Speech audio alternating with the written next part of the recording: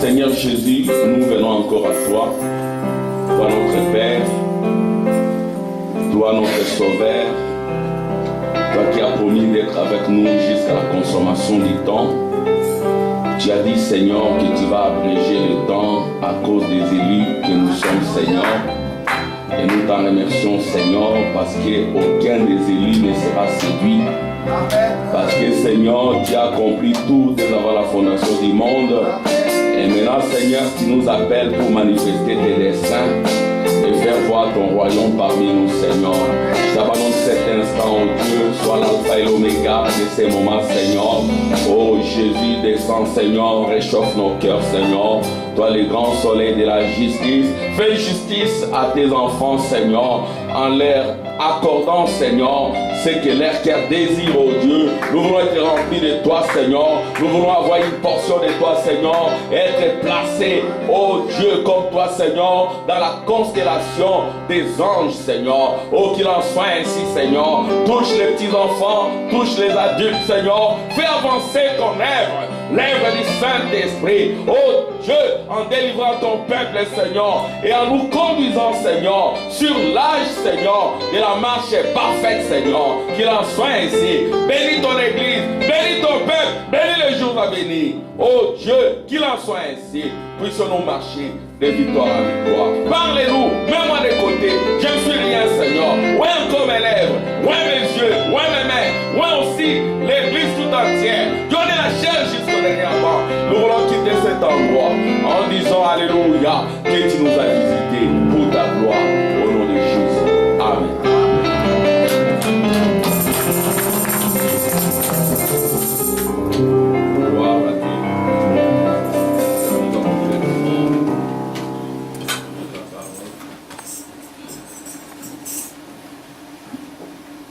Nous sommes dans le livre des Éphésiens. Nous allons lire ensemble. Paul, apôtre de Jésus-Christ, par la volonté de Dieu, aux saints qui sont fidèles et aux fidèles dans Jésus-Christ. Que la grâce et la paix vous soient données de la part de Dieu, notre Père, et du Seigneur Jésus-Christ. Béni soit Dieu, le Père de notre Seigneur Jésus-Christ, qui nous a bénis de toutes sortes de bénédictions spirituelles dans le lieu céleste en Christ. En lui, Dieu nous a élus avant la fondation du monde pour que nous soyons faits et irréversibles devant lui. Nous ayant prédestinés dans son amour à être ses enfants d'adoption par Jésus-Christ selon le bon plaisir de sa volonté. À la louange de la gloire de sa grâce qui nous a accordé dans son bien-aimé. En lui, nous avons la rédemption par son sang, la rémission du péché selon la richesse de sa grâce. Et Dieu a répandu abondamment sur nous par toute espèce de sagesse et d'intelligence. Nous faisons connaître le mystère de sa volonté selon le bienveillant dessein qu'il avait formé en lui-même. Pour le mettre à exécution lorsque le temps serait accompli, de réunir toutes choses en Christ, celles qui sont dans les cieux et celles qui sont sur la terre. Seigneur, pour encore ces paroles. Amen. Nous sommes dans la joie d'être dans la maison du Seigneur. C'est vraiment le meilleur endroit qui soit. Là où nous venons pour manifester notre élection. Nous venons d'ici parce que Dieu l'a voulu. Et nous sommes toujours en train de continuer dans notre sujet. Nous parlons toujours de l'adoption. Qu'est-ce que c'est que l'adoption? C'est ce que nous avons vu la fois passée. L'adoption, c'est le placement du Fils. L'adoption, c'est que le Père a confiance en toi. L'adoption, c'est que Dieu choisit le Saint-Esprit comme tuteur pour t'accompagner pendant ton pèlerinage sur la terre. Et il le fait exactement comme il a fait avec son fils Israël. Vous savez, Israël est allé en Égypte à cause de la jalousie. Hein, c'est ce que dit le prophète. Il y avait les 12 enfants d'Israël, parmi lesquels il y avait un qui avait des dons et qui était vraiment très impressionnant. Et alors, parmi les 12 là, Joseph, qui était vraiment très béni spirituellement, il voyait des choses, il en parlait aux autres, et les autres ont piqué une crise de jalousie, et ça créait les désordres, ça créait le malheur. Et ceci revenait à dire que les 12 là n'étaient pas suffisamment positionnés. Vous voyez, alors ils voulaient peut-être avoir la place de Joseph, et alors ça créait des problèmes. Maintenant, qu'est-ce que Dieu dira à Abraham? Qu'est-ce que Dieu dira à Abraham déjà bien avant? Il a dit à Abraham, ta descendance ira en Égypte pendant autant d'années. Mais le prophète nous dira qu'au fait, c'était aussi à cause de la jalousie du temps d'Israël, Jacob et les enfants ne s'entendaient pas. Et donc, chacun ne se mettait pas à sa place. Alors, ils ont pris Joseph, ils l'ont vendu, et ça énervé, donc ça a poussé la colère de Dieu. Dieu les a châtiés, il les a envoyés en Égypte. Et voilà, là en Égypte, alors il les a préparés à la discipline jusqu'à leur sortie. Et puis, quand ils sont sortis, Dieu devait présenter Israël publiquement comme son fils d'adoption. Bon, vous savez, Israël, c'est le fils de Dieu, Dieu ne les rejettera jamais.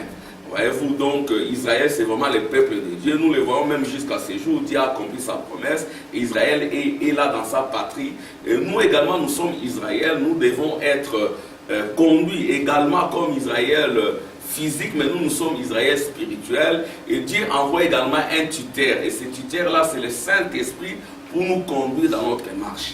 Et quand nous parlons d'Israël, pour nous, nous ne fonctionnons pas en groupe, c'est chacun de nous individuellement. Donc Dieu prend chacun de nous individuellement dès l'Égypte, le faisant traverser la mer Rouge, le faisant traverser Jourdain pour le positionner dans le pays promis. Voyez-vous? Et pour le positionner dans une marche parfaite. C'est ainsi que Frère Branham dira, l'enseignement sur l'adoption, c'est un enseignement très important, très capital, parce que si l'Église ne connaît pas sa position, l'Église n'ira jamais de l'avant. Et c'est ainsi que Dieu aimera que l'Église reconnaisse sa position. Dieu aimera que chacun de ses enfants, chacune de ses filles soit placée là où elle doit être pour que l'Église soit en ordre. Voyez-vous, là il est question de l'ordre, parce que quand il y a les désordres, ça ne crée pas de bénédiction. Vous voyez, donc j'ai parlé d'Israël ici, à cause du désordre, ils s'en sont pris à un de leurs, ils l'ont vendu, et ça a créé des punitions, parce que Dieu ne devait pas, n'est-ce pas, les maudire. Ça a créé des punitions jusqu'à ce qu'ils sont devenus des esclaves en Égypte.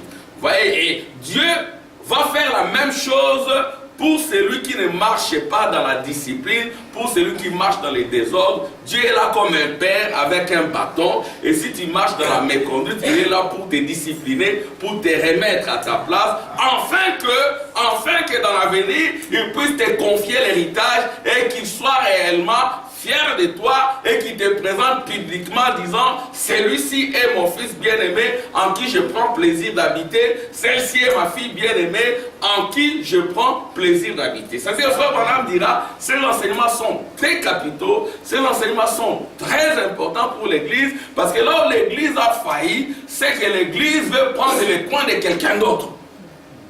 Et ça crée la confusion, et quand il y a la confusion, Dieu ne peut pas descendre, voyez-vous. Et la fois passée, nous avons aussi vu que sur la terre, il y avait 3 hommes de la terre, 3 témoins terrestres. Il y avait Pierre qui est la foi, Jacques qui est l'ordre, et puis Jean qui est l'amour. Alors nous avons insisté sur le fait que pour qu'il y ait de l'ordre, il faut d'abord qu'il y ait la foi. Et celui qui a la foi, il manifeste l'ordre.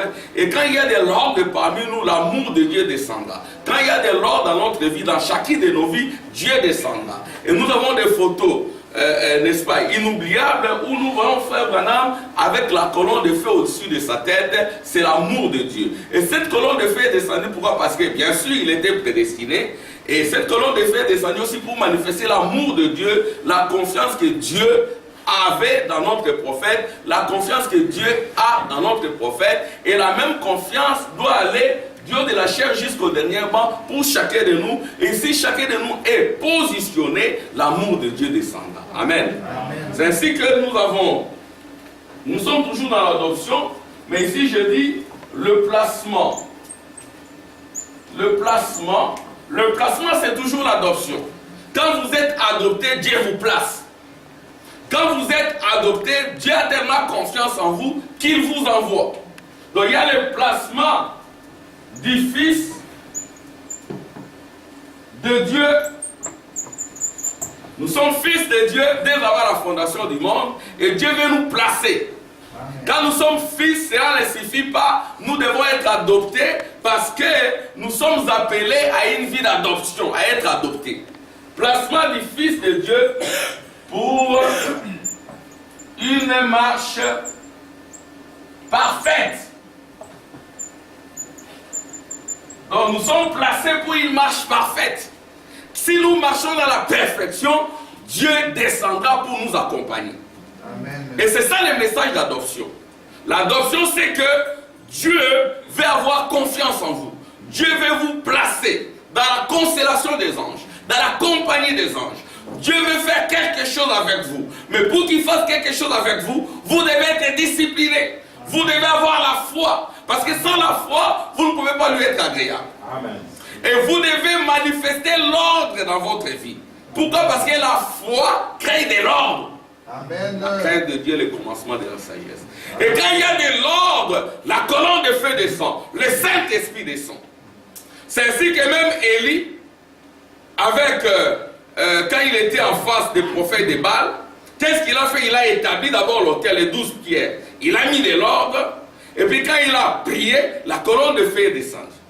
C'est ainsi que la foi crée de l'ordre. L'ordre amène l'amour de Dieu. L'ordre amène l'union invisible de l'épouse céleste et de l'épouse terrestre. Amen. Amen. Alors nous remarquons ici, Paul, apôtre de Jésus-Christ, par la volonté de Dieu. Le prophète dit que Paul, ce ne sont pas les anciens qui ont fait de lui un apôtre. Il n'a pas reçu l'imposition des mains d'autres apôtres. C'est Dieu qui l'a fait apôtre. C'est Dieu qui l'a positionné apôtre. C'était vraiment un élu de Dieu. Ce n'est pas l'église qui l'a placé, mais c'est Dieu lui-même qui l'a placé.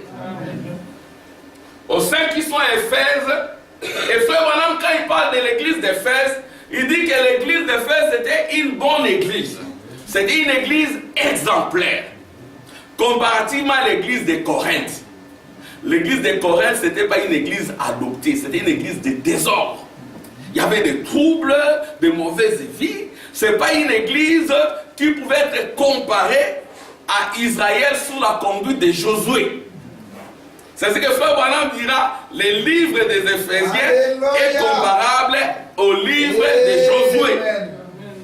Et Josué représente Jésus sauveur, Josué représente le Saint-Esprit. Amen.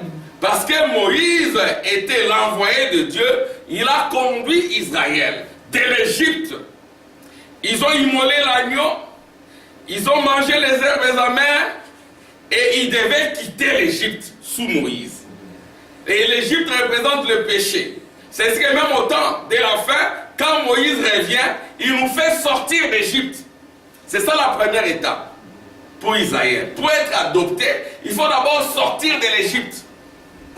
Bien sûr, après avoir mangé l'agneau.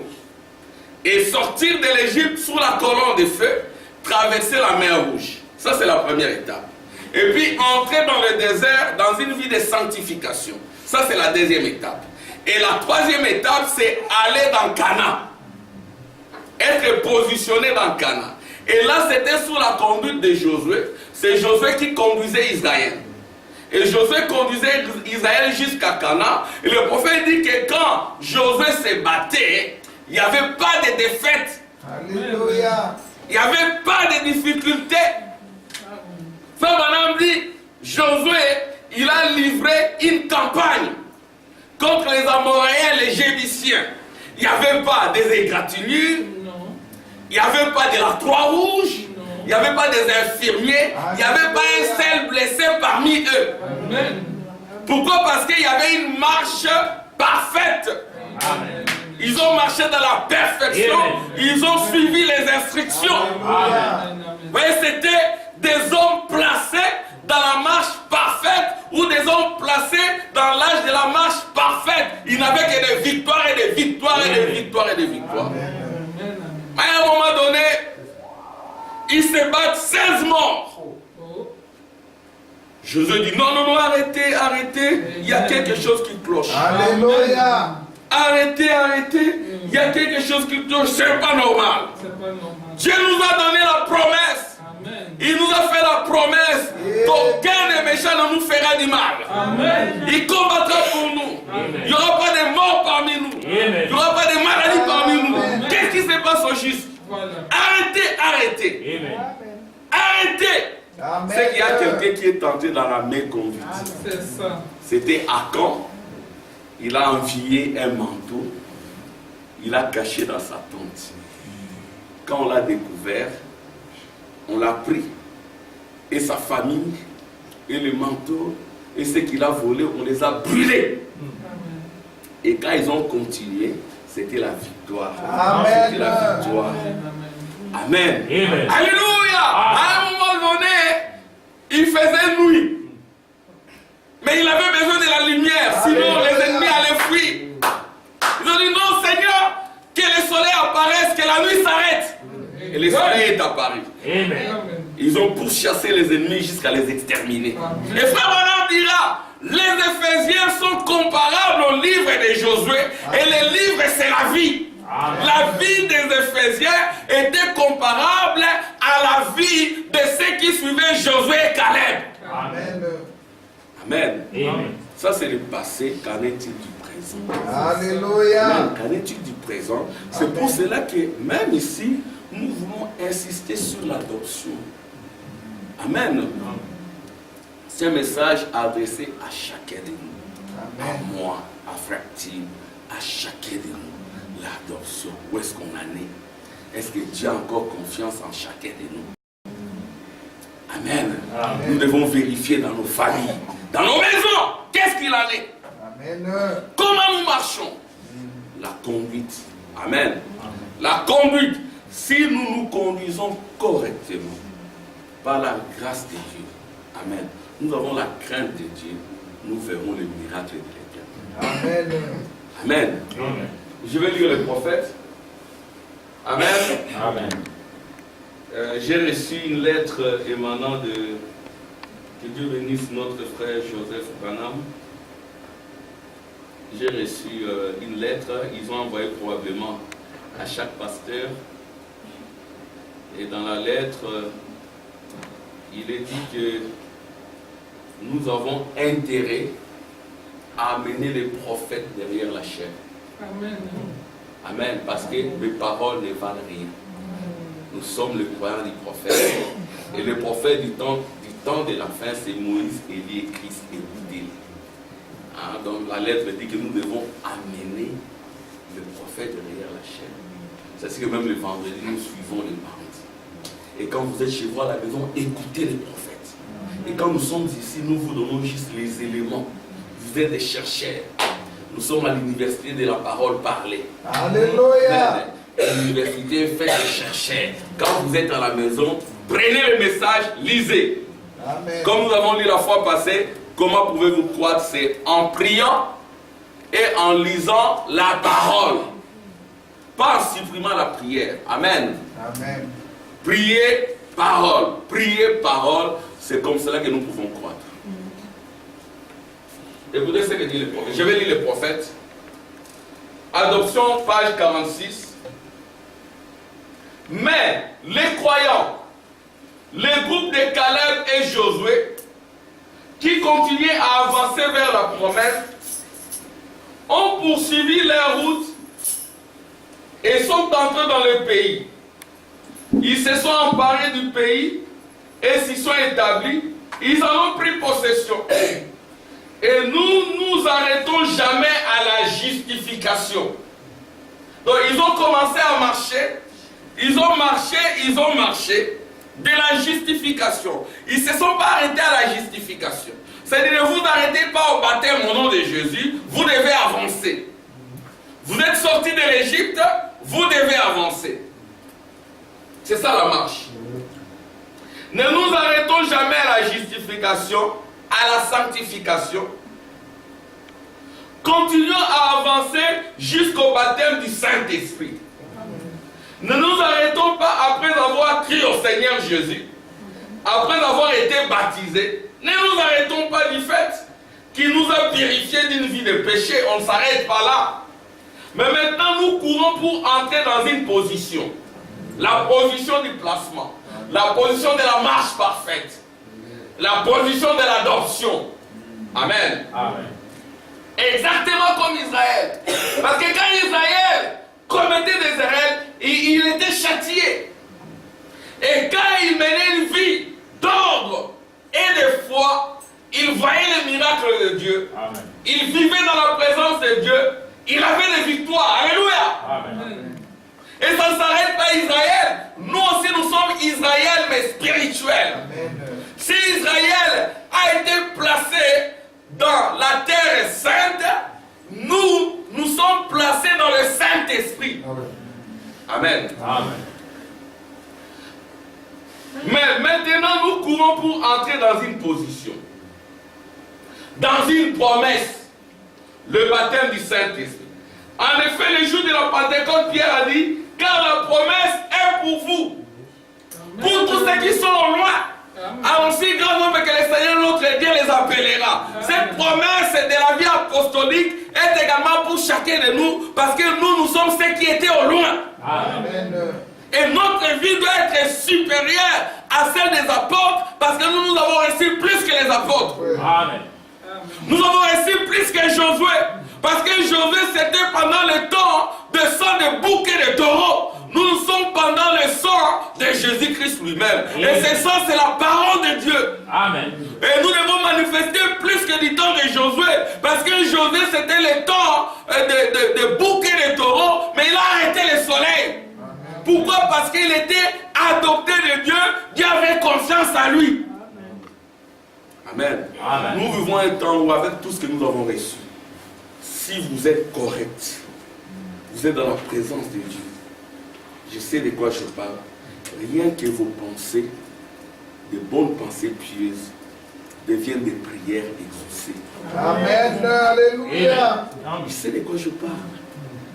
Amen. Vous pouvez avoir besoin de quelque chose. Vous avez un désir dans le cœur. Vous êtes pur.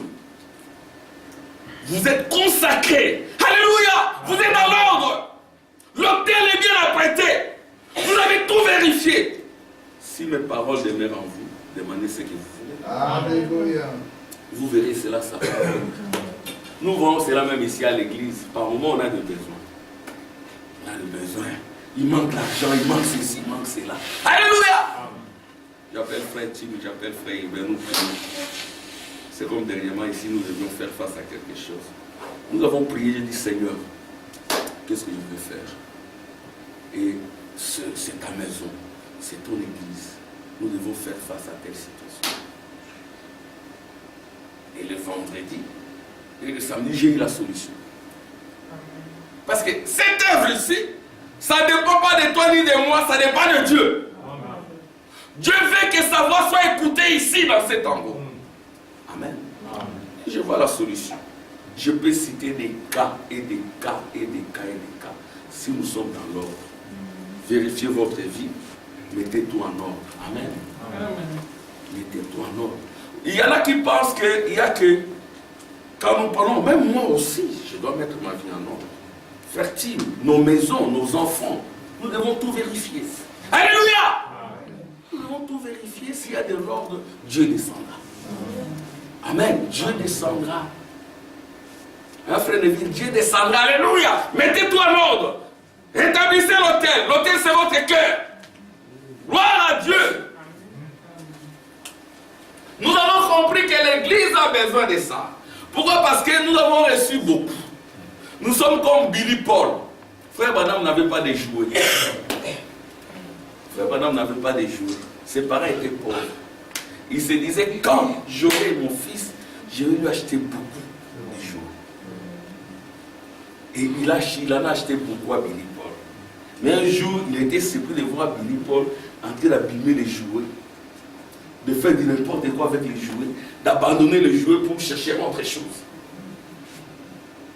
C'est ce qui se passe dans ces temps de la fin. Nous avons reçu le message, un message glorieux. Nous avons des brochures.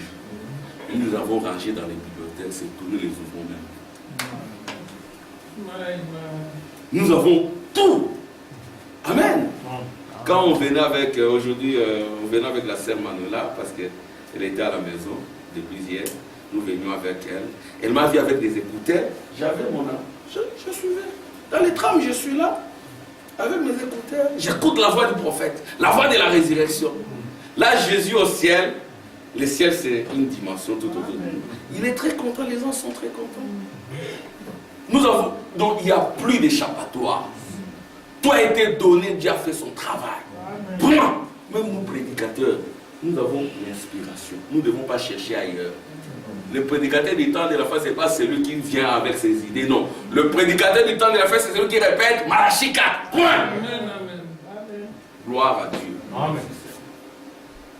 Parce qu'il a été dit quand ces mystères seront révélés, ces enfants seront purifiés, blanchis. C'est ça la prophétie. Et si vous êtes purifiés, blanchis, demandez ce que vous voulez. Amen. La purification sera là. Gloire à Dieu.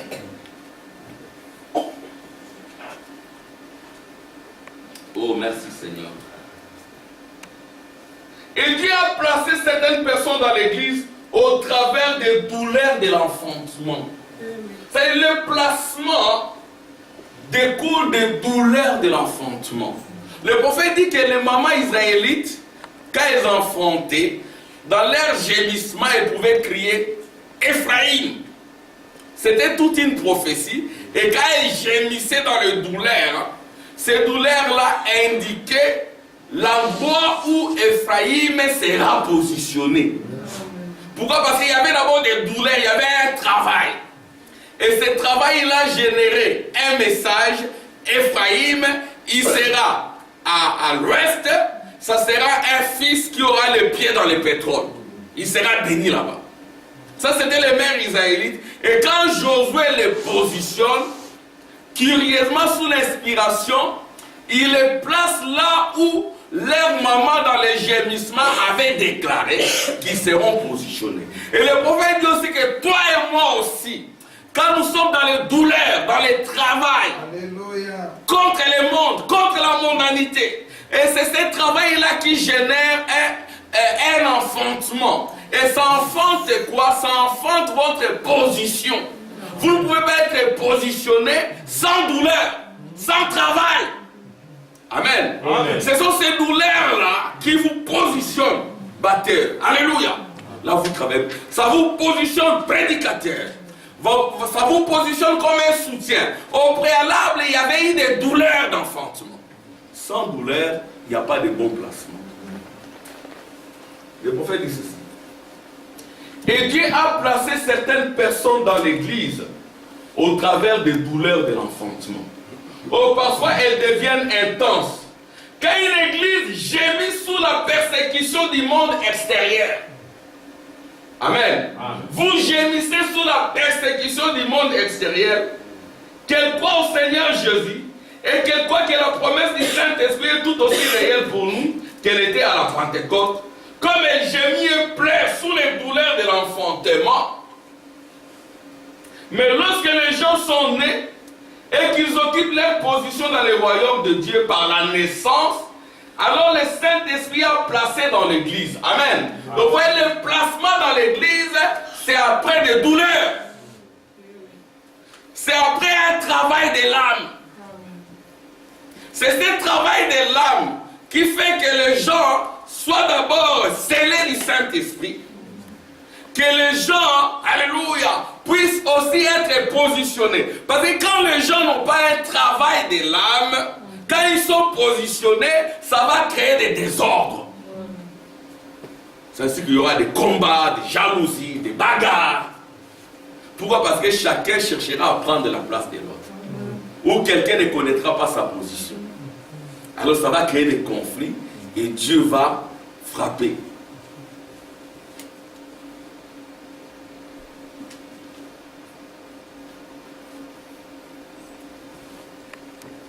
Écoutez ce que dit le prophète. Là où l'église, c'est le but pour lequel j'apporte ceci. Frère Madame, c'est le but pour lequel il apporte ceci. L'église essaie toujours de prendre les points de quelqu'un d'autre. Je vais attendre les amens. Amen. Donc les gens veulent toujours prendre la place de quelqu'un d'autre. Et cette place-là, c'est comme dans le monde. Comme fait-il les disait aux enfants. Et donc chacun veut être grand. Tout le monde veut être vu. Tout le monde veut occuper la première place. Si Dieu vous a occupé, si Dieu vous a placé à occuper la dernière place, il faut bien l'occuper.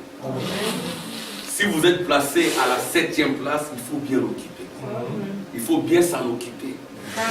Ça dit que chacun a sa place. Même si vous êtes destiné à être un paillasson dans l'église, alléluia, acceptez-les.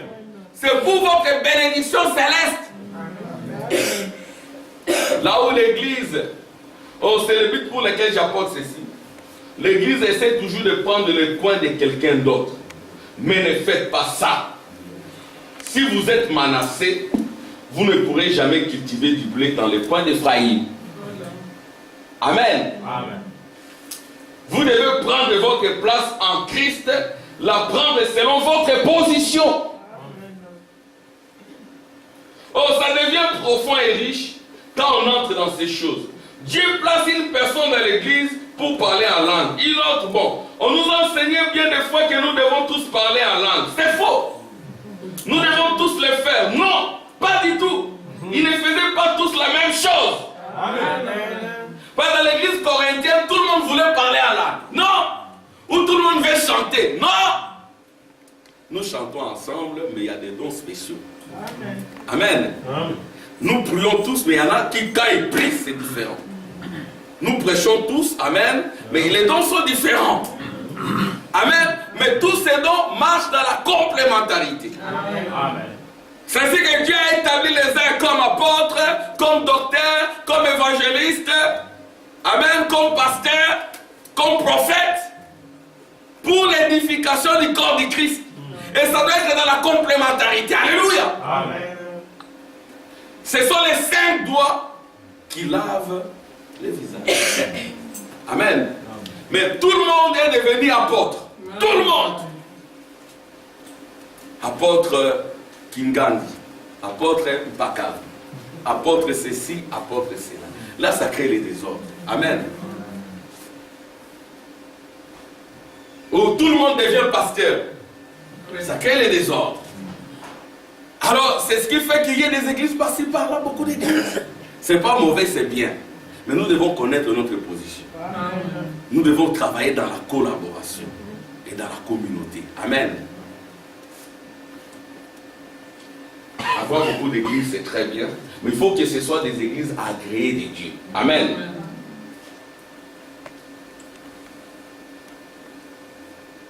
C'est faux. Nous ne devons pas tous les faire. Et maintenant, après que vous êtes entrés, ça ne veut pas dire que vous êtes épargnés des guerres. C'est-à-dire quand vous avez le Saint-Esprit, cela ne signifie pas que les guerres s'arrêtent. Vous devez encore vous battre pour chaque pouce des terrains que vous occupez. Vous avez reçu le Saint-Esprit, continuez à vous battre pour occuper chaque territoire, pour occuper votre maison, pour que vos enfants vous reviennent réellement. Alléluia. Pour réclamer vos enfants, pour occuper tous les territoires, pour dire, moi et ma maison, nous servirons l'Éternel. Quand tous vos enfants marchent dans la crainte de Dieu, vous cherchez aussi à récupérer les cousins, vous récupérez les neveux, vous récupérez les amis, vous priez pour eux. Montrez-moi ce qui gémissent, et je vous montrerai les signes du Saint-Esprit.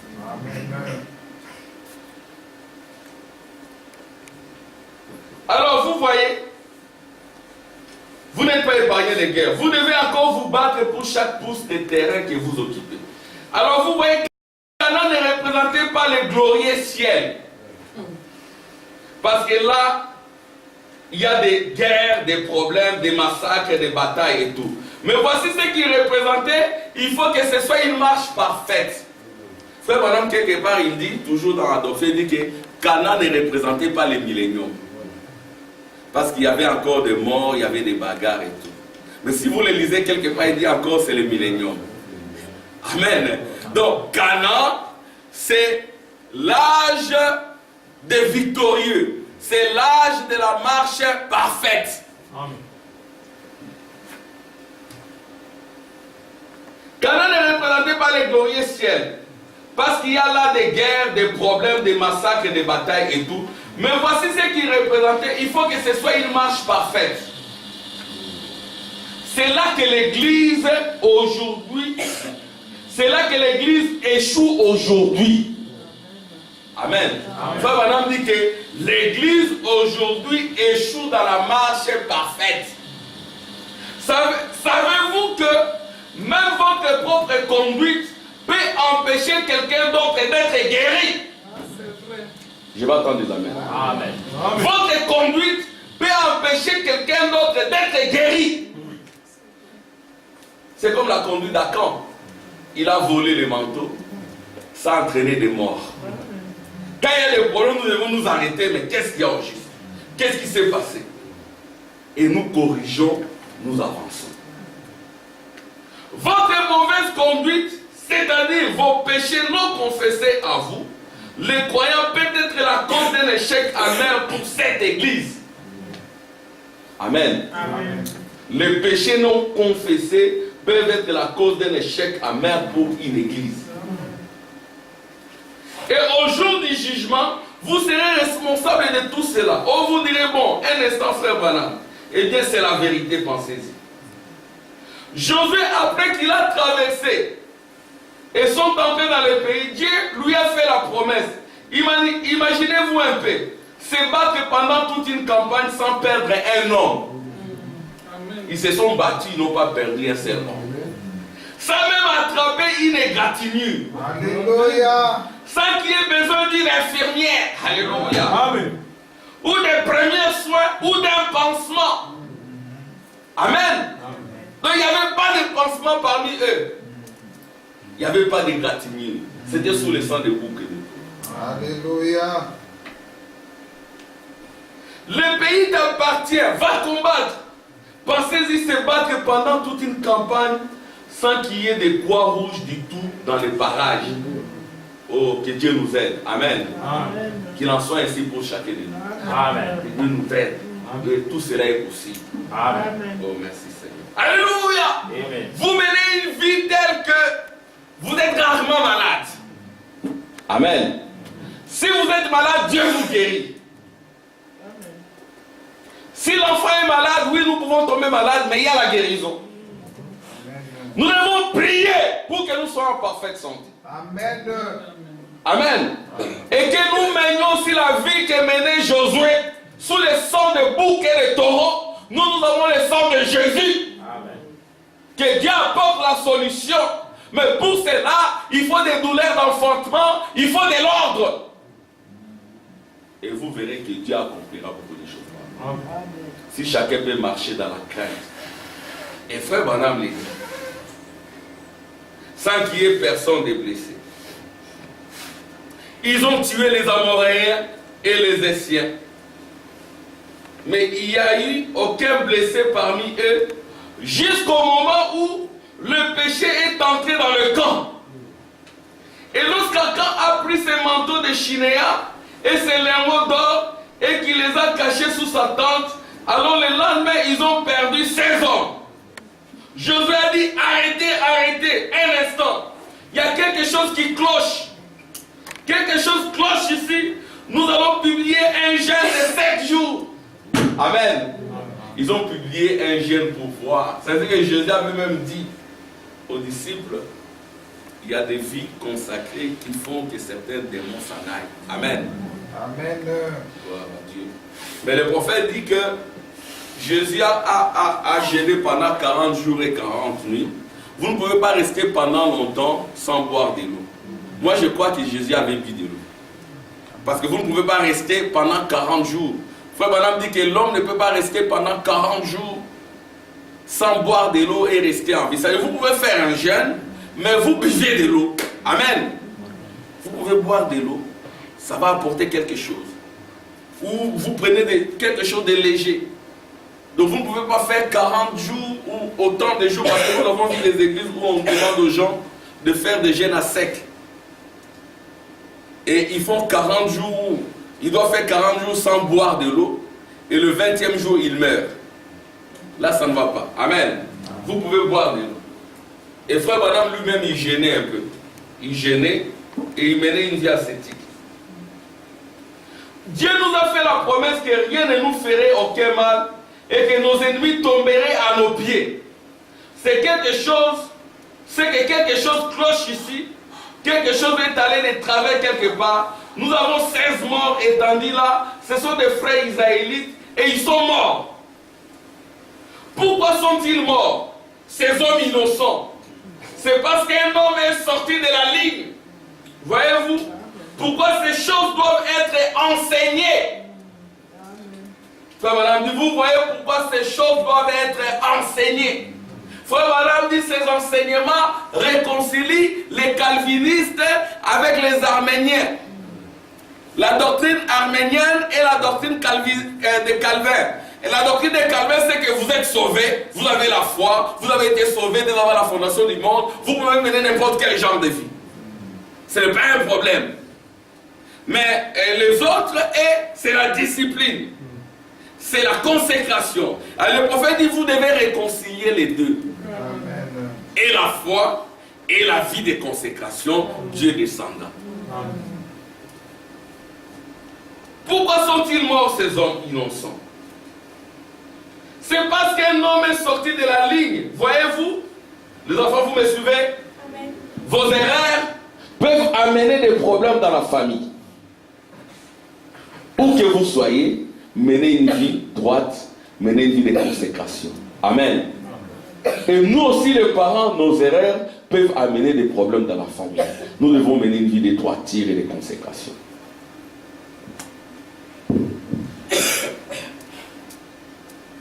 C'est parce qu'un homme est sorti de la ligne. Voyez-vous pourquoi ces choses doivent être enseignées. Si nous n'enseignons pas ces choses, les gens vont accumuler des péchés et des péchés. Ils seront comme les calvinistes et ça va amener des problèmes parmi nous. Amen. Le prophète dit, je prêche l'adoption pour réconcilier les Arméniens avec les calvinistes. Pour réconcilier les deux doctrines. L'Église doit s'aligner sur la parole de Dieu, s'aligner avec Dieu, s'aligner les uns avec les autres. Amen. Entre nous, nous sommes en paix. Nous nous respectons. Nous prions les uns pour les autres. Nous sommes dans l'amour de Dieu. Alléluia. En marchant d'une façon parfaitement droite, sobrement devant tous les hommes, dans la crainte de Dieu. À cause d'un homme qui a volé un manteau, qui a fait quelque chose qu'il n'aurait pas dû faire, ces hommes ont perdu la vie. Je pense que c'était 16, peut-être plus. Je pense que c'était 16 hommes qui étaient morts. Josué a convoqué les gens et a dit, quelque chose cloche, Dieu a fait la promesse, quelque chose cloche. Quand nous faisons venir les malades devant nous et qui ne sont pas guéris, il nous faut publier un jeûne solennel. Alléluia. Alléluia. Amen. Si nous avons des problèmes et qu'il n'y a pas de solution, le prophète dit nous devons appliquer un jeûne solennel. Moi souvent je le fais. Quand il y a un problème, je dis à mon épouse, plus question de ça à la maison. On va prier. Je ne veux pas manger. Alléluia. Jusqu'à ce que je voie la solution pour ces problèmes. Et j'arrête de manger. Et souvent Dieu exauce. Amen. Dieu exauce. Si vous avez des problèmes, arrêtez de mener une vie ordinaire. Vous arrêtez un peu. Alléluia. Vous prenez le téléphone, vous éteignez. La télévision, vous arrêtez. Certaines fréquentations, vous arrêtez. Nous allons consacrer un jeûne solennel dans la maison. Alléluia. Alléluia. Ce sont là les techniques du prophète. Parce qu'il ne faudra pas qu'il y ait parmi nous des problèmes non résolus. Où est notre Dieu? Amen. Amen. C'est dit le prophète. S'il y a des cas de maladie, il faut qu'il y ait des guérisons. Mais pour ce faire, nous devons nous discipliner. Et quand nous le faisons, il y a une solution. Et le prophète dit, quand vous avez le Saint-Esprit, il y aura toujours des combats. Il y aura toujours des combats. Alléluia. Mais vous devez combattre parce que Dieu a fait la promesse de la victoire. Amen. Alléluia. Amen. Dieu a fait la promesse de la victoire. Dieu a dit que les enfants, vos enfants, vous les posséderez. Vous posséderez votre famille. Vous posséderez votre travail. Vous posséderez votre avenir. Vous posséderez tout. Là où les plans de vos pieds vont se poser, vous posséderez l'endroit. Amen. Amen. Si ça coince, arrêtez-vous. Mais qu'est-ce qu'il y a? Qu'est-ce qui s'est passé? Amen. Amen. Ne continuez pas. Arrêtez la marche. Arrêtez la marche. Pourquoi ceci m'est arrivé? Pourquoi ceci m'est arrivé? Qu'est-ce que je fais? Vous vous sondez vous-même. Amen. Vous vous sondez. Frère Branham, il savait. Ceci m'est arrivé parce que je faillis. Il a accepté cela. Amen. Et après Dieu l'a rétabli. Parce que nous sommes des fils. Dieu a un bâton. Quand nous commettons des erreurs, Dieu nous frappe. Mais l'amour de Dieu ne s'éloignera jamais de nous. Nous ne serons jamais perdus. Amen. Amen. Même si je commets des erreurs, même si je vais voler, même si ma femme elle est là, je suis appelé à être fidèle à ma femme. Amen. Je dois être fidèle à ma femme et je suis fidèle à ma femme. Alors, je suis sauvé dès avant la fondation du monde. Alors les calvinistes diront, même si je vais chercher d'autres femmes, même si je fais ceci, je serai toujours sauvé. C'est vrai. Amen. C'est vrai. Mais il faut réconcilier.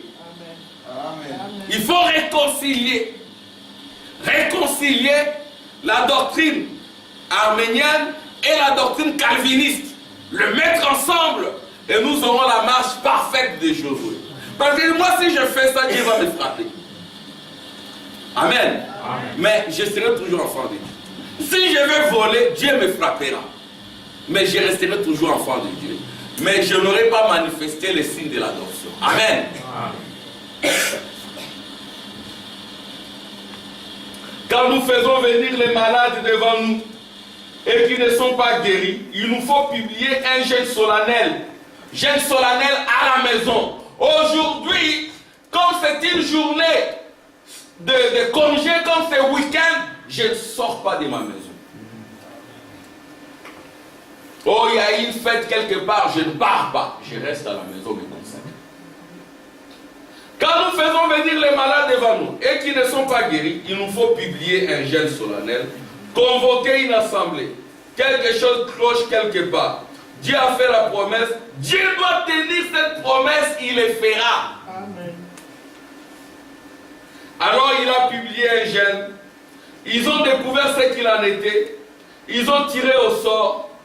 Et Akan a confessé la chose. Ils l'ont tué avec sa famille et tout. Ils les ont brûlés. Les ont réduits en cendres. Ça c'était pendant les sangs de boucs et de taureaux. Mais pour le moment, vous ne pouvez pas faire ça. Vous aurez des problèmes avec les droits de l'homme. Amen. Pour le moment, nous sommes dans l'exode spirituel. Et quand nous avons des soucis, nous savons comment les arranger. Amen. Vous n'allez pas prendre une famille et le brûler, non. Vous n'allez pas prendre un frère et le brûler, non. Amen. Vous n'allez pas prendre une sœur et la brûler, non. Nous nous aimons, nous prions les uns pour les autres, parce qu'aujourd'hui c'est la marche spirituelle. Amen. Et Josué a tout simplement continué à combattre, s'est emparé de tout sans égratignure ni blessure, voilà. Un jour, il avait besoin d'un peu de temps, d'un peu plus de temps, c'était au coucher du soleil. Ces hommes ne pouvaient pas très bien se battre pendant la nuit. Josué, ce grand guerrier, loin de Dieu, placé dans le pays, à sa position, comme les Éphésiens l'étaient, dans la nouvelle église, qui a été en possession, qui a pris possession du pays, qui en a pris complètement le contrôle. Il lui fallait du temps. Alors il a dit, soleil, arrête-toi. Ça c'était Josué, il a arrêté le soleil. Alléluia. Pourquoi? Parce qu'il était fidèle à Dieu, il était au loin de Dieu. Nous aussi, si nous sommes loin de Dieu, nous pouvons arrêter toutes circonstances désavantageuses. Nous pouvons arrêter les mauvais sorts. Nous pouvons arrêter les mauvais programmes qui sont dressés contre nous. Amen. Nous allons descendre dans certains milieux et confondre nos ennemis. Si nous sommes loin de Dieu. Amen. Amen. Si nous sommes dans la prière, les flèches qui sont tournées contre nous seront détournées contre nos ennemis. Et les gens viendront dire, voilà, je voulais te faire ceci, mais je vois que tu as un Dieu puissant. Nous t'avons fait ceci, mais ça n'a pas marché. Nous avons monté tel programme contre toi, ça n'a pas réussi. Le Dieu de Josué est vivant, il est devenu notre Dieu. Amen. Alléluia. Amen. Nous devons voir ces choses aussi dans nos vies. S'il y a des erreurs, nous devons tout arranger. Même parmi nous, même les prédicateurs. C'est-à-dire que nous, quand nous prêchons, la flèche aussi se tourne vers nous. Amen. Et nous tous, dans nos maisons, nos enfants, nos foyers doivent être en ordre. Les enfants, vous écoutez. Il n'y a pas que papa qui doit mener une bonne vie. Il n'y a pas que maman. Vous aussi, les enfants des frères du message, vous êtes aussi concernés. Menez une vie pieuse. Parce que si vous ne menez pas la bonne vie, le diable entrera dans la maison par vous. Et le papa et la maman seront en pleurs. Mais si vous craignez Dieu, Dieu va vous protéger. Amen.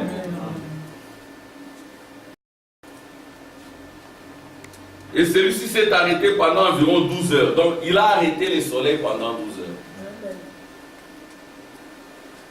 Or, l'épître aux Éphésiens nous place dans notre position en Christ, comme eux ont été placés dans la terre sainte. Nous ne sommes pas placés dans la terre sainte, mais dans le Saint-Esprit. Amen. Dans la justification, ouvre la porte à la sanctification. La sanctification ouvre la porte au baptême du Saint-Esprit. Et le baptême du Saint-Esprit ouvre la porte au Saint-Esprit qui est le repos de vos âmes.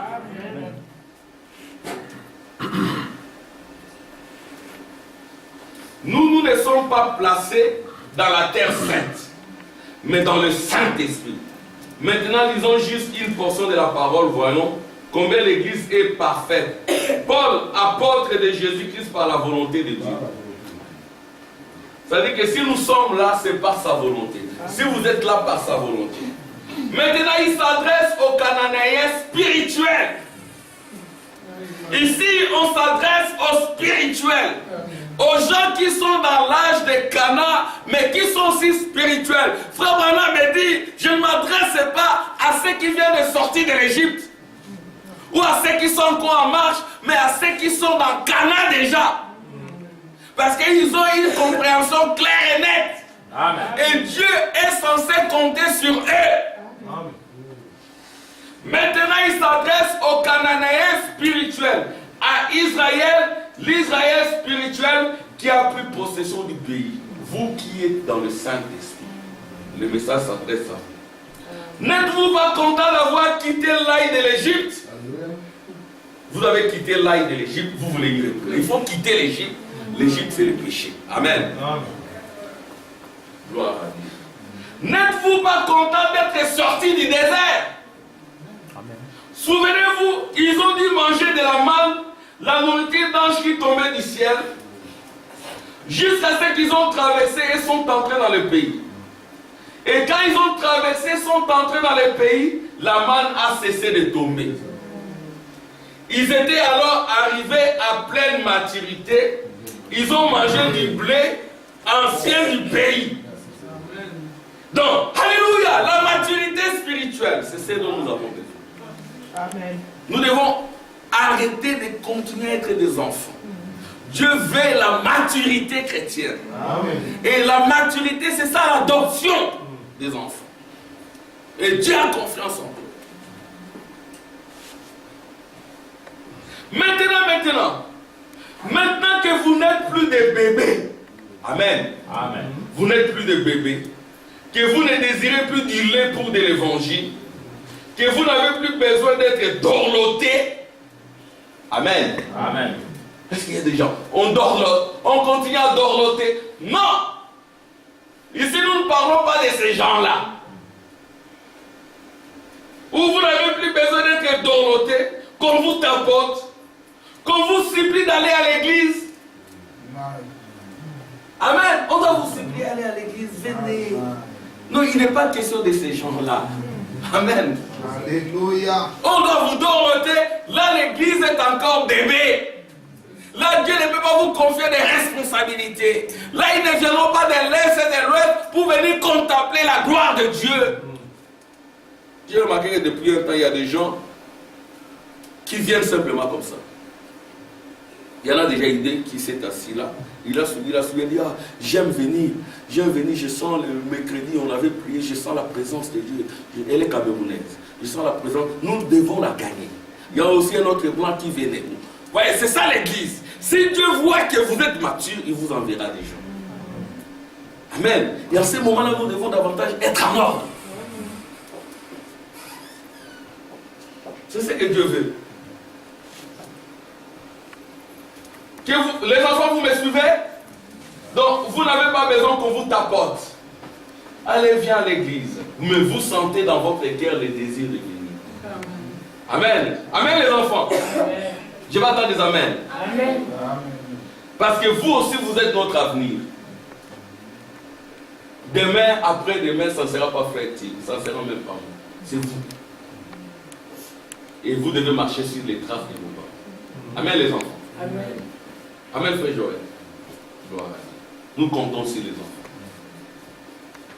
Maintenant que vous n'êtes plus des bébés, que vous ne désirez plus du lait pour de l'évangile, que vous n'avez plus besoin d'être dorlotés, qu'on vous tapote, qu'on vous supplie d'aller à l'église, maintenant que vous êtes des vrais chrétiens, arrivez à pleine maturité.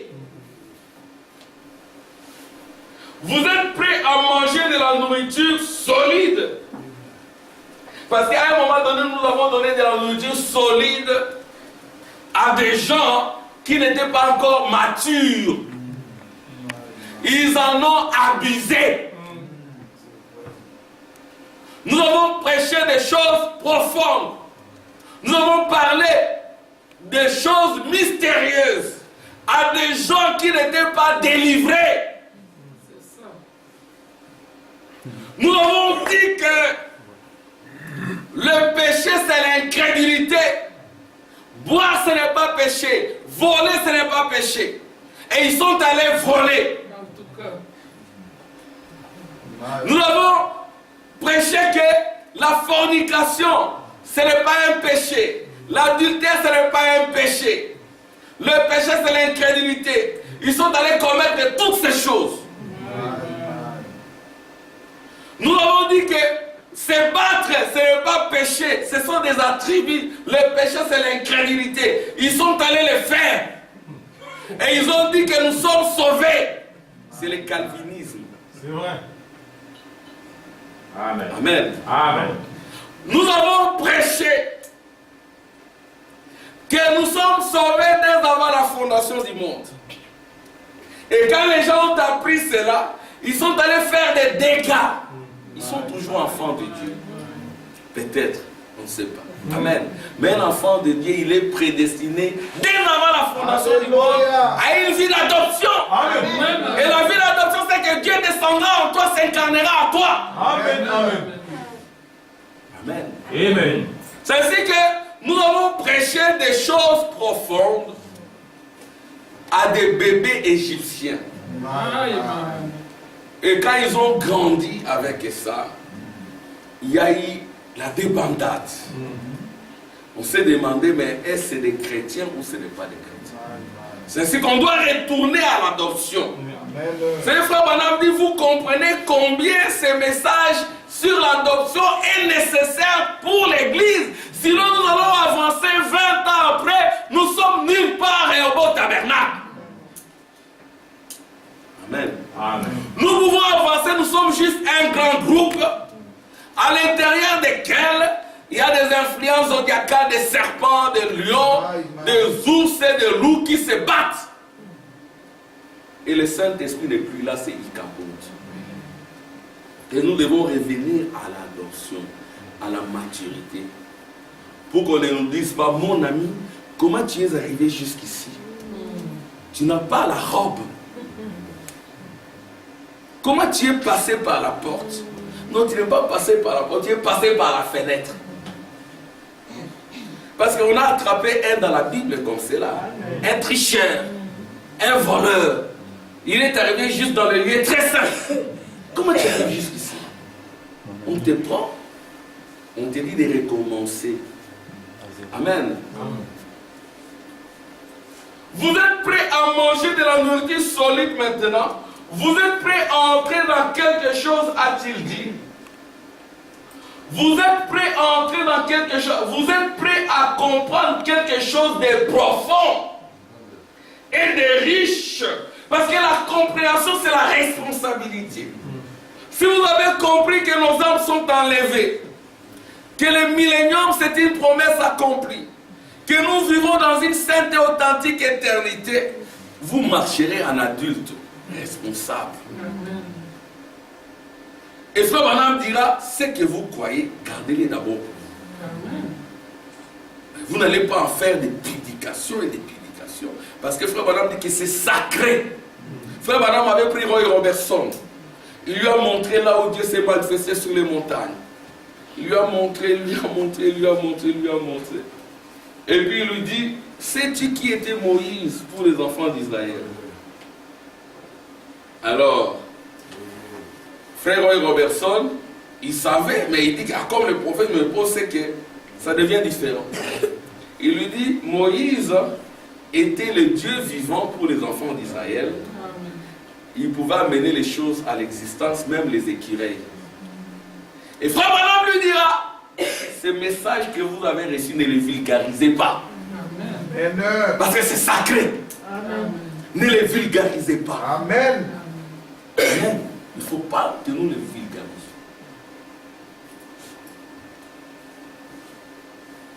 Vous êtes prêts à comprendre quelque chose de profond. Parce que si vous êtes irresponsable, c'est que vous ne comprenez rien. C'est vrai. Vous ne comprenez pas ce que vous détenez dans vos mains. Vous avez des armes atomiques. Alléluia. Des armes nucléaires, le vrai. Yes, sir. Et vous vous faites exploser avec.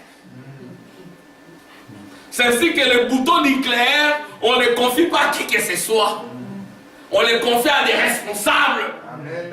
Et ces mystères du temps de la fin, on doit les confier à des responsables. C'est-à-dire que Frère Branham, il n'était pas très ouvert quand il parlait ces choses. Amen.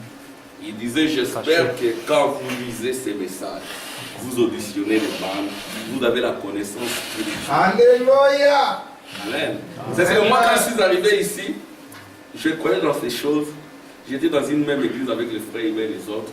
Jamais ils m'ont attendu. Je leur donnais juste certaines citations. Et j'étais discipliné. Quand frère insistait, il dit, tu as un pasteur, va demander à ton pasteur. Frère Ibrahim, on était avec la sœur Esther, tout. On parlait. Donc j'étais tranquille.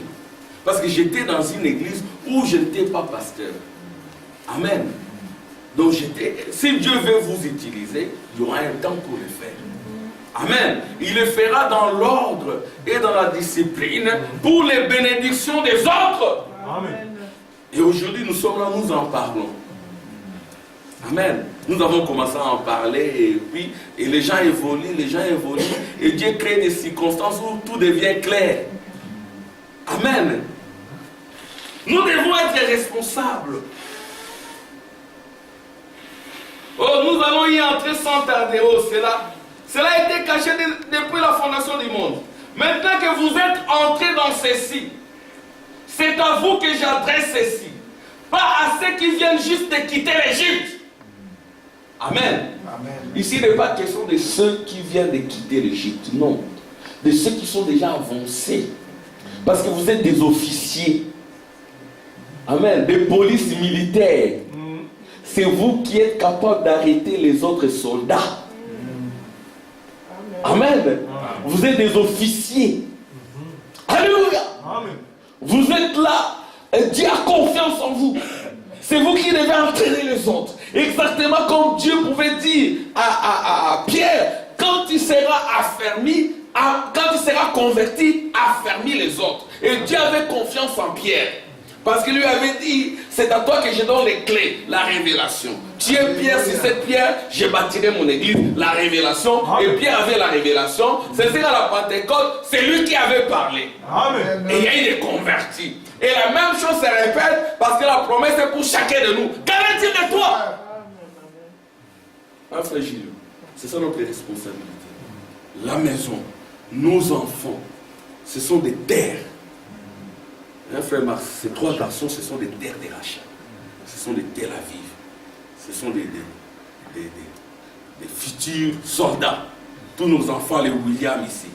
Amen. Dieu a confiance en nous et en eux. Alléluia. Amen.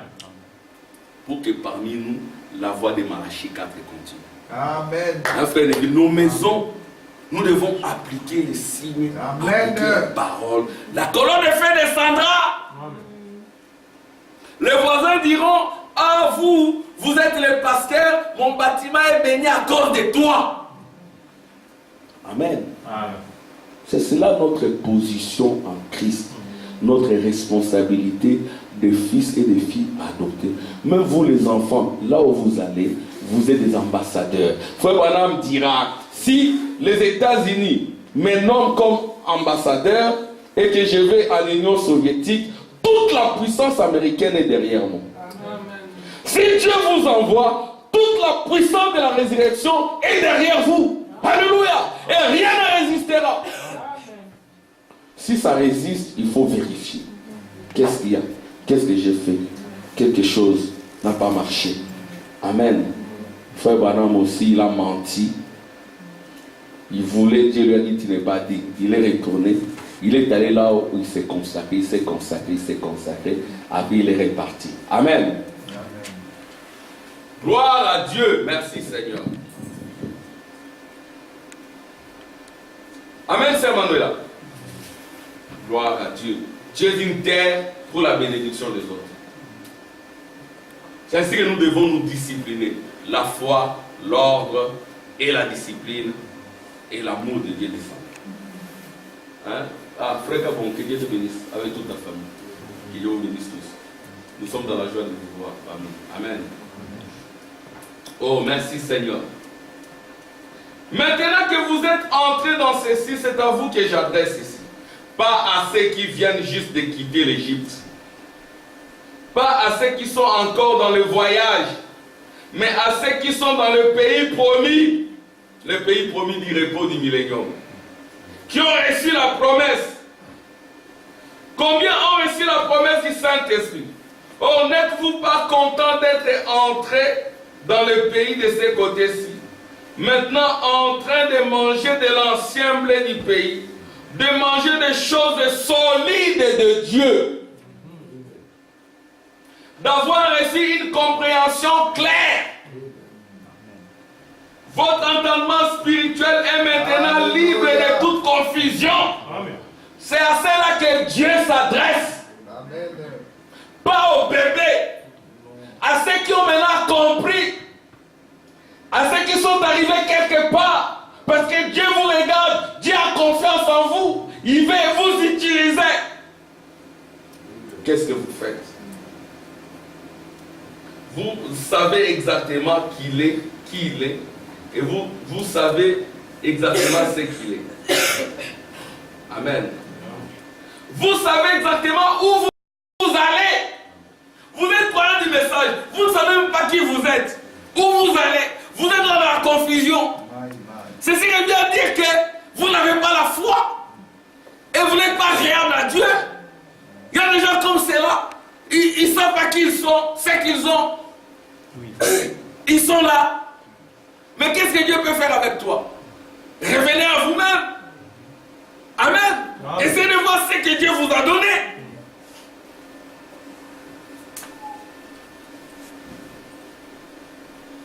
Vous savez exactement où vous allez. Vous savez exactement tout ce qu'il en est. Vous savez en qui vous avez cru. Et vous êtes persuadé persuadé qu'il est capable de garder votre dépôt jusqu'à ce jour-là. Oh, voilà la personne à qui Paul s'adresse maintenant. Écoutez attentivement maintenant. Observez aux fidèles en Jésus-Christ. Amen. Voyez, un enfant, combien connaissent les règles de l'adoption de l'Ancien Testament? Bien sûr. Un fils naissait, je crois que j'en ai parlé dans une prédication. Amen.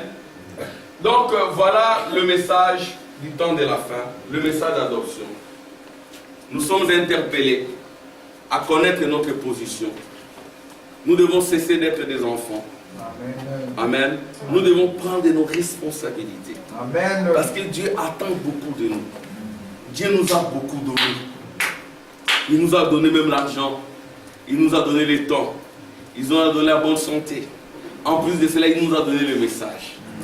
Amen. Nous devons être des chrétiens responsables. Amen. Nous devons savoir qui nous sommes, où nous allons, qu'est-ce que nous avons cru. Amen. Que Dieu vous bénisse. Amen. Amen. Amen.